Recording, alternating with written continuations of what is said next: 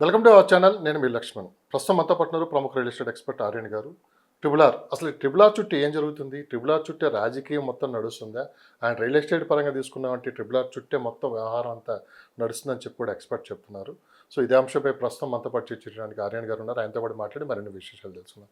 నమస్తే అండి. నమస్తే అండి. ఒకప్పుడు మనకి ఓఆర్ఆర్ చుట్టే వ్యవహారం అంతా నడిచింది. రియల్ ఎస్టేట్ కావచ్చు, రాజకీయం కావచ్చు, హైదరాబాద్ డెవలప్మెంట్, ఫ్యూచర్ డెవలప్మెంట్ అంతా. ఎస్ ఆ రోజు వ్యతిరేకించిన వాళ్ళంతా లాస్ పోయారు. ఎస్ రాజకీయంగా లాస్ పోయారు, ఇటు బిజినెస్ Money పరంగా లాస్ పరంగా. పోయారు, అన్ని లాస్ పోయారు. ఎస్ ఖచ్చితంగా అది వస్తుంది, దీనివల్ల ఇంత ఉపయోగం ఉంటుంది ఫ్యూచర్ అంచనా వేసిన వాళ్ళందరూ ఈరోజు నెంబర్ వన్గా సెటిల్ అయ్యారు. ఎస్ ఈరోజు మళ్ళీ అదే 18 సంవత్సరాల తర్వాత, అవును 18 సంవత్సరాలు అవుతుందా, మోర్లీ అండి. అవును 18 సంవత్సరాల తర్వాత ట్రిపుల్ ఆర్ చుట్టూ వ్యవహారం నడుస్తుంది. ఎస్ ఏం జరుగుతుంది అసలు ట్రిపుల్ ఆర్ చుట్టూ?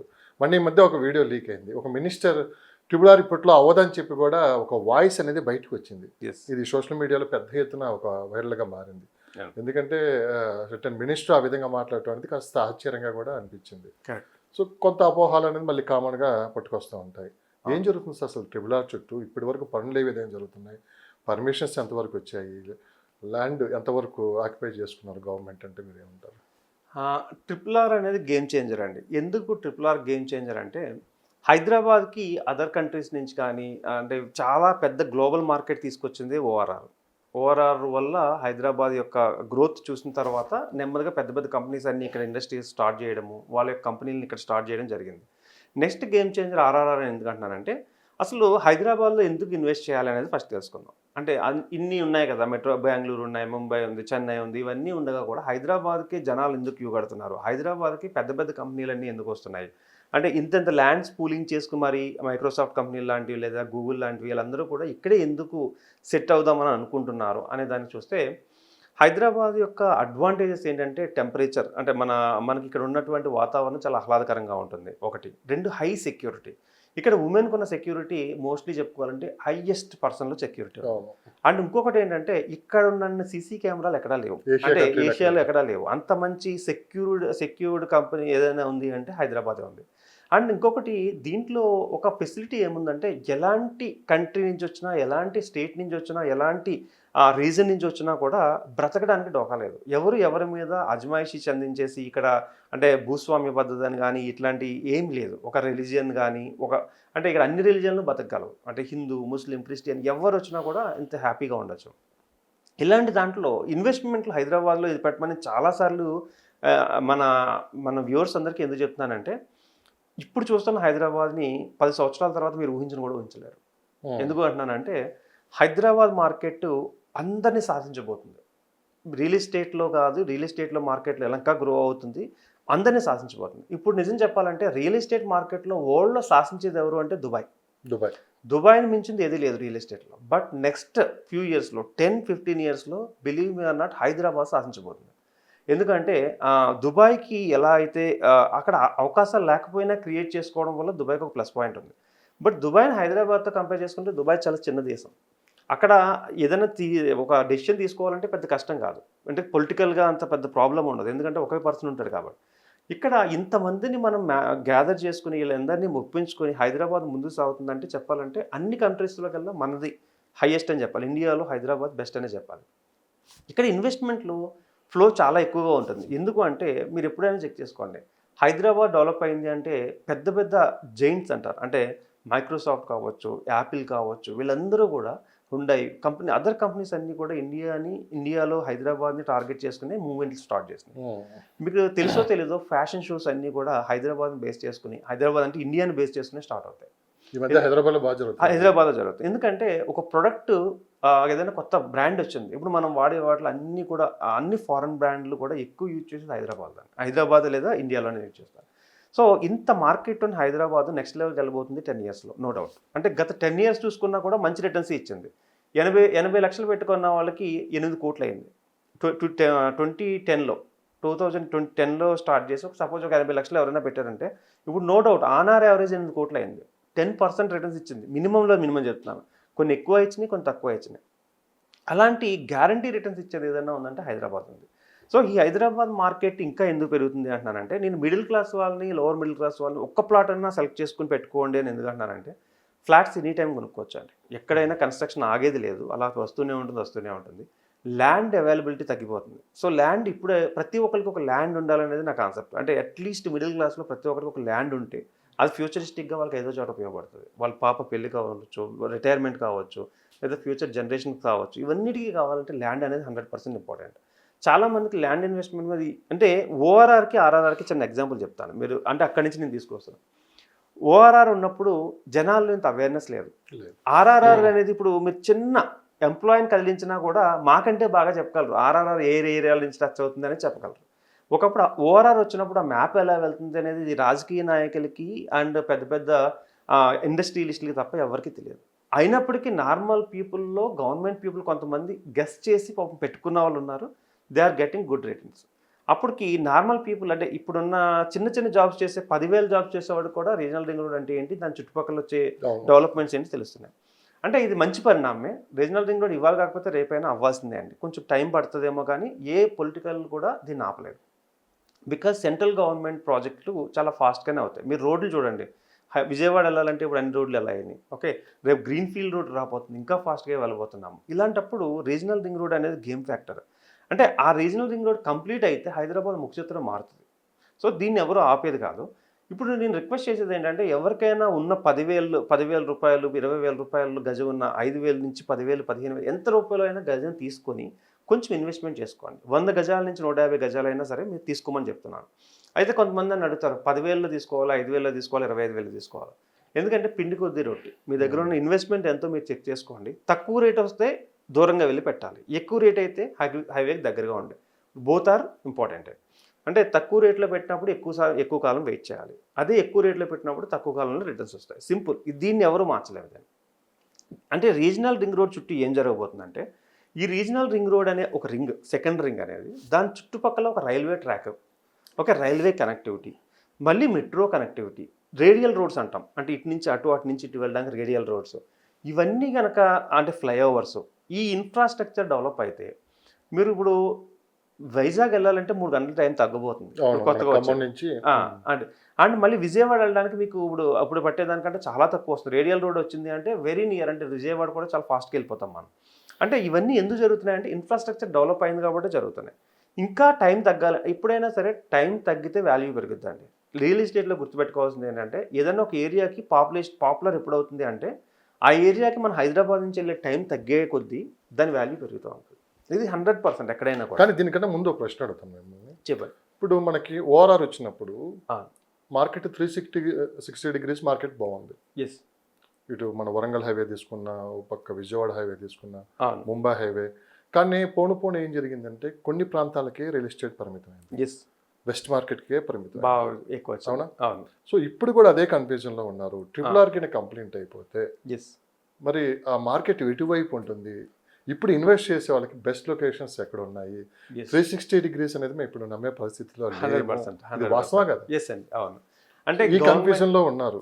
ఎస్, మీరు మంచి పాయింట్ అడిగారు. 360 డిగ్రీస్ అనేది అన్ని ప్లేసుల్లో రావాలంటే గవర్నమెంట్ కూడా అన్ని రకాలుగా అన్ని ఏరియాస్లో కావాల్సిన ఇండస్ట్రీస్ని లేదంటే ఐటీని అన్నిటినీ ఎగ్జాక్ట్గా డెవలప్ చేయాలి. బట్ అది జరిగే పరిస్థితుల్లో లేదు 100%. ఎందుకంటే ఒక్కొక్కరికి ఒక్కొక్క ఏరియా మీద ప్యాషన్ ఉంటుంది. ఒక గవర్నమెంట్కి ఆ ఏరియాని డెవలప్ చేసుకోవాలని ఉంటుంది. ఆ ఏరియాకి వచ్చినప్పుడు మన వాళ్ళు బాగుపడాలి అనే ఉద్దేశంతో కొన్ని గవర్నమెంట్స్లో కొన్ని ఏరియాస్ డెవలప్ అవుతాయి. బట్ ఎప్పుడు హాట్ కేక్స్ ఎప్పుడు అంటే Mumbai highway is always hot cake, సౌత్లో వచ్చేసి Bengaluru highway is always hot cake. ఈ రెండు కూడా ఏం చేంజెస్ చేసేది లేదు. ఎందుకంటే ఇవి రాజకీయాలకు అతీతంగా పెరగబోతున్నాయి, పెరుగుతూ ఉంటాయి కూడా. అంటే ఫర్ ఎగ్జాంపుల్ ఇప్పుడు ఎవరైనా ఇండస్ట్రీ ఇప్పుడు రీజనల్ రింగ్ రోడ్ బేస్ చేసుకుని పెట్టుకోవాలంటే నేనేమంటే Mumbai highway is the best and అటువైపు వచ్చేసి Bengaluru highway is the best. అంటే రీజనల్ రింగ్ రోడ్కి దగ్గరగా ఉండాలని కోరుకోవడం కూడా కరెక్ట్ కాదు. అంటే రీజనల్ రింగ్ రోడ్కి దగ్గరలో తీసుకోండి, బట్ ఏంటంటే కొంచెం దూరం అయినా సరే regional ring road in or out రెండు కూడా ఉపయోగాలు. చాలా మంది అనుకుంటారు రీజనల్ రింగ్ రోడ్ లోపల ఉంటేనే ఉపయోగం. ఒక 5 to 8 కిలోమీటర్స్ హ్యాపీగా వెళ్ళొచ్చండి. అంటే 10 to 12 కిలోమీటర్స్ దాకా వెళ్ళినా తప్పైతే లేదు. తక్కువ టైంలో డబ్బులు కావాలి అనుకున్న వాళ్ళకి మాత్రం, అంటే మీరు ఇందాక చెప్పాక ట్రేడింగ్ బేసిస్లో వాళ్ళకి మాత్రం 5 to 8 కిలోమీటర్స్ అంటే రీజనల్ రింగ్ రోడ్ పరిధి దాటిన తర్వాత 5 to 8 కిలోమీటర్స్ రేడియస్లో పెట్టుకోవచ్చు. బట్ లాంగ్ టర్మ్ పెట్టుకునే వాళ్ళకి 15 నుంచి 20 కిలోమీటర్లు వెళ్ళినా తప్పలేదు. లాంగ్ టర్మ్ అంటే 10 సంవత్సరాలు నేను పట్టచ్చాను, మా పిల్లలకి ఇప్పుడు ఇచ్చాను, పెద్ద 5 అలాంటి వాళ్ళు 10 నుంచి 15 సంవత్సరాలు వెయిట్ చేసే వాళ్ళకి కొంచెం దూరంగా వెళ్ళినా పర్లేదు. అంటే ఏ ఏరియాస్ బెటర్ అంటే పెద్దాపూర్ అనుకుంటున్నారు, ఇది వెస్ట్లో అయితే. సో పెద్దాపూర్ దాటి కొంచెం ముందుకు వెళ్తే సదాశివపేట కానీ, బుదేరా కానీ, కంకోల్ టోల్గేట్ కానీ, ఇంకా జహీరాబాద్ వరకు 100% వెళ్ళొచ్చు. అంటే ఫర్ ఎగ్జాంపుల్ జహీరాబాద్ వరకు, సదాశివపేట నుంచి జహీరాబాద్ రఫ్గా 25 కిలోమీటర్లు ఉంటుంది. నేను ఇందాక మీకు చెప్పాను కదా, లాంగ్ టర్మ్ ఇన్వెస్టర్లు అందరూ కూడా 25 నుంచి 30 కిలోమీటర్లు హ్యాపీగా వెళ్ళొచ్చు. షార్ట్ టర్మ్ వాళ్ళు మాత్రం ఆ ఏరియాస్లో, ఇందాక మీరు ట్రేడింగ్ అడిగారు కాబట్టి ఆ ఏరియాస్లో ట్రేడ్ చేసుకుంటారు, మళ్ళీ అమ్మేసుకుంటూ ఉంటారు. అలాంటి వాళ్ళకి అది ఉపయోగం. అండ్ ఇటువైపు కానీ చూసుకున్నట్లయితే మనకి ఎక్కడి నుంచి అంటే బాలానగర్ దాటి, రాజాపూర్ దాటి జడ్చల్ వరకు వెళ్ళొచ్చు. కాకపోతే ఇప్పుడు అంతవరకు వెళ్ళడానికి ఇష్టపడలేదు కాబట్టి రాజాపూర్ ఆ ఏరియాస్ వరకు ఎవరైనా ఇన్వెస్ట్మెంట్ తక్కువ రేట్లో ఉంటే పెట్టుకోవచ్చు. అండ్ వెనకాల వచ్చేసి కంసాన్పల్లి ఆ ఏరియాస్లో కూడా మీకు తక్కువ రేట్లో వస్తాయి. అంటే 8,000, 9,000, 10,000 బ్రాకెట్లో రీజనల్ రింగ్ రోడ్ దగ్గరగా ఉండే ప్లేసెస్ ఏంటంటే కంసాన్పల్లి ఏరియాస్లో, భీమారం ఏరియా కానీ, ఓకే, ఈ ఏరియాస్. నెక్స్ట్ వచ్చేసి ఆ ఏరియాస్ అన్నీ కూడా తక్కువ రేట్లో వస్తూ ఉంటాయి. అట్ ది సేమ్ టైం బూర్గులా కానీ, రైల్వే స్టేషన్ దగ్గరలో ఆ ఏరియాస్లో కానీ, అండ్ బాలానగర్లో కానీ ఈ ఏరియాస్లో మీరు తక్కువ అమౌంట్కి వస్తుంది. అంటే ఇప్పుడు అందరికీ నేను చెప్పేది ఏంటంటే, ఎంత అమౌంట్లో ఇన్వెస్ట్ చేసి రీజనల్ రింగ్ రోడ్లో పెట్టచ్చు అంటే, దేర్ ఆర్ సర్టెన్ అంటే 8,000 నుంచి 25,000 రేట్లో, 8,000 to 25,000 రేట్లో ఆర్ఆర్ఆర్ని బేస్ చేసుకుని మీరు ఏమైనా ఇన్వెస్ట్మెంట్ పెట్టగలిగితే నో డౌట్ లేట్ అయినా ₹1,00,000 పర్ స్క్వేర్ యార్డ్ గజం అయ్యే అవకాశాలు ఉన్నాయి. ఎన్ని సంవత్సరాలకి? అదే నన్ను 10 సంవత్సరాల నుంచి 15 సంవత్సరాలు, 10 ఇయర్స్ నుంచి 15 ఇయర్స్లో ఈ 25 పెట్టామనుకుందాం, 1 lakh అయ్యే అవకాశాలు అయితే కంపల్సరీగా ఉన్నాయి. 8 పెట్టామనుకుందాం, 70-80,000 అయ్యే అవకాశాలు ఉన్నాయి. 10 సంవత్సరాలు వెయిట్ చేయాలి. అంటే 7.5 సంవత్సరాల నుంచి 8 సంవత్సరాలు రీజనల్ రింగ్ రోడ్ కంప్లీట్ అవ్వడానికి పడుతుంది. అంటే బేసిక్ ఇదివరకు మీద ఇప్పుడు ఎందుకు తొందరగా అవుతుందంటే టెక్నాలజీ పెరిగింది. ఇదివరకులో అన్నీ వేరే చోట నుంచి కాకుండా ఎక్కడ ఏ ప్లేస్లో ఉంటే ఆ ప్లేస్లోనే టెక్నాలజీ ఉపయోగించేసి మనం ప్రొడక్షన్ చేయగలుగుతున్నాం. ఇవన్నీ కూడా తక్కువ టైంలోనే ఫాస్ట్గానే అవుతుంది. అలైన్మెంట్ అయితే క్లియర్ అయిందండి. ఇప్పుడు రీజనల్ రింగ్ రోడ్ ఏదైతే ఉందో ఫైనల్ అలైన్మెంట్ అనేది రీసెంట్గానే క్లోజ్ అయిపోయింది. ఆ అలైన్మెంట్ బేస్ చేసుకునే వెళ్తారు. బట్ కొన్ని చోట్ల ఎక్కడైతే రైతులు ఇబ్బంది పెడతారో, అంటే వాళ్ళ దగ్గర నుంచి వెళ్ళడానికి అవకాశం లేకుండా ఉంటుందో అప్పుడు కొంచెం అలైన్మెంట్ చేంజ్ అయ్యే మార్కులు ఉంటుంది. అది ఎప్పటి వరకు అంటే ఒక 4 సర్కిల్స్ ఉంటాయి అన్నమాట. దీన్ని 4 క్వార్టర్స్లా కలిపితే ఒక సర్కిల్. ఇది ఒక సర్కిల్, హాఫ్ సర్కిల్ అంటే క్వార్టర్ సర్కిల్ అయినా కంప్లీట్ అయితే కానీ మనకు దాని మీద అంత బాగా గ్రోత్ ఉన్న వెస్టా, ఈస్ట్ అనే చెప్పలేమండి. అసలు ఈస్ట్కి సరైన ఇంకా స్కోప్ లేదు. Okay, west is the best and south is the best. ఈ రెండు కూడా మంచి మార్కెట్ ఉన్నాయి ఇప్పుడు. అంటే ఎవరైనా ఇన్వెస్ట్మెంట్ వెస్ట్ మార్కెట్ నడుస్తుంది కాబట్టి బేసిక్ దీన్ని బేస్ చేసుకొని ముందుకు వెళ్తారు. అవును, west market and south market కూడా ఎందుకు నడుస్తుంది అంటే, సౌత్కి ఉన్న అడ్వాంటేజ్ ఏంటంటే మేజర్లీ కనెక్టివిటీ బాగుంది. ఓకే, రోడ్స్ విడ్త్ పెరిగినాయి అన్నీ కూడా. 4 రోడ్ నుంచి 6 రోడ్ 8 రోడ్ అయిపోతున్నాయి అవన్నీ కూడా. అండ్ 100% ఇంటర్నేషనల్ ఎయిర్పోర్ట్ని కూడా ఎక్స్పాండ్ చేస్తున్నారు. సో ఇంటర్నేషనల్ ఎయిర్పోర్ట్ ఎక్స్పాండ్ అయింది అంటే దాని దగ్గరగా ఉన్న ఏవైతే ల్యాండ్స్ ఉన్నాయో మళ్ళీ ఒకసారి బూమింగ్ వస్తుంది. ఎగ్జాక్ట్లీ. సాగర్ హైవేకి కూతవేటు దూరంలో ఎయిర్పోర్ట్, అదే కూతవేటు దూరంలో ఫోర్త్ సిటీ. అవును. కొంచెం ముందుకెళ్తే బెంగళూరు హైవే, మరోపక్క ఇటు వెళ్తే Vijayawada and Ramoji film city. Future అంతా ఎందుకు ఆ చుట్టుపక్కల అంతా కనిపిస్తున్నట్టు కూడా చాలా స్పష్టంగా కనిపిస్తుంది. ఒకప్పుడు సాగర్ హైవే గురించి పెద్ద డిస్కషన్లో లేదు మార్కెట్లో. కరెక్ట్. ఇప్పుడు కొత్తగా ఏంటంటే మనకి నేషనల్ హైవేస్ కొత్తగా రాబోతున్నాయి, విజయవాడ కనెక్టివిటీ తగ్గిపోతుంది అని చెప్పి మొత్తం ఆ రూట్ నుంచే పోతుందని చెప్పి కూడా అంటున్నారు. కరెక్ట్. ఏది చూసినా కానీ మొత్తం మీద సాగర్ హైవేకి ఫ్యూచర్ డిమాండ్ విపరీతంగా పెరిగే అవకాశం ఉంది.